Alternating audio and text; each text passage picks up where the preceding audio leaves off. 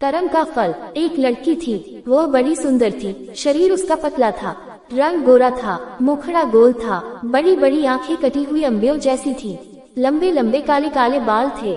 वह बड़ा मीठा बोलती थी। धीरे धीरे वह बड़ी हो गई।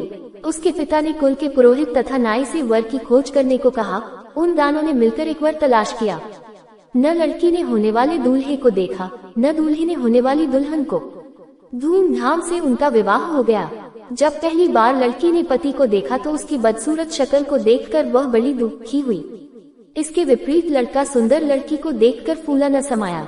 रात होती तो लड़की की सास दूध औटाकर उसमें गुड़ या शक्कर मिलाकर बहू को कटोरा थमा देती और कहती, जा अपने लाड़े पति को पिला। वह कटोरा हाथ में लेकर पति के पास जाती और बिना कुछ बोले चुपचाप खड़ी हो जाती। उसका पति दूध का कटोरा ले लेता और पी जाता। इस तरह कई दिन बीत गए। हर रोज ऐसे ही होता। एक दिन उसका पति सोचने लगा, आखिर यह बोलती क्यों नहीं। उसने निश्चय किया कि आज इसे बुलवाए बिना मानूंगा नहीं। जब तक यह कहेगी नहीं कि लो दूध पी लो, मैं इसके हाथ से कटोरा नहीं लूंगा। उस दिन रात को जब वह दूध लेकर उसके पास खड़ी हुई तो वह चुपचाप लेटा रहा। उसने कटोरा नहीं थामा। पत्नी भी कटोरे को हाथ में पकड़े खड़ी रही, कुछ बोली नहीं। बेचारी सारी रात खड़ी रही, मगर उसने मुंह नहीं खोला। उस हठीले आदमी ने भी दूध का कटोरा नहीं लिया। सुबह होने को हुई तो पति ने सोचा, इस बेचारी ने मेरे लिए कितना कष्ट सहा है। यह मेरे साथ रहकर प्रसन्न नहीं है। इसे अपने पास रखना इसके साथ घोर अन्याय करना है। इसके बाद वह उसे उसके पीहर छोड़ आया। बेचारी वहाँ भी प्रसन्न कैसे रहती। वह मन मन ही कुर्ती। वह घुटकर मरने लगी। उसे कोई बीमारी न थी। वह बाहर से एकदम ठीक लगती थी।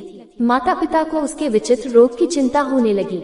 वे बहुत से वैद्यों और ज्योतिषियों के पास गए, पर किसी की समझ में उसका रोग नहीं आया। अंत में एक बड़े ज्योतिषी ने लड़की के रंग रूप और चाल ढाल को देखकर असली बात जान ली। उसने उसके हाथ की रेखाएं देखी। ज्योतिषी ने बताया, बेटी, पिछले जन्म में तूने जैसे कर्म किए थे, तुझे ठीक वैसा ही फल मिल रहा है। इसमें न तेरा दोष है, न तेरे पति का। तेरे पति ने पिछले जन्म में सफेद मोतियों का दान किया था और तूने ढेर सारे काले उड़द मांगने वालों की झोलियों में डाले थे। सफेद मोतियों के दान के फल से तेरे पति को सुंदर पत्नी मिली है और तुझे उल्टो जैसा बदसूरत आदमी मिला है। ऐसी हालत में तेरे लिए यही अच्छा है कि तू अपने पति के घर चली जा और मन में किसी भी प्रकार की बुरी भावना लाए बिना उसी से संतोष कर जो तुझे मिला है, और आगे के लिए खूब अच्छे अच्छे काम कर।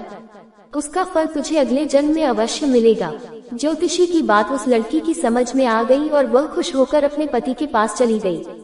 वे लोग आनंद से रहने लगे। अगर आपको कहानी पसंद आई हो तो प्लीज चैनल को सब्सक्राइब कर ले।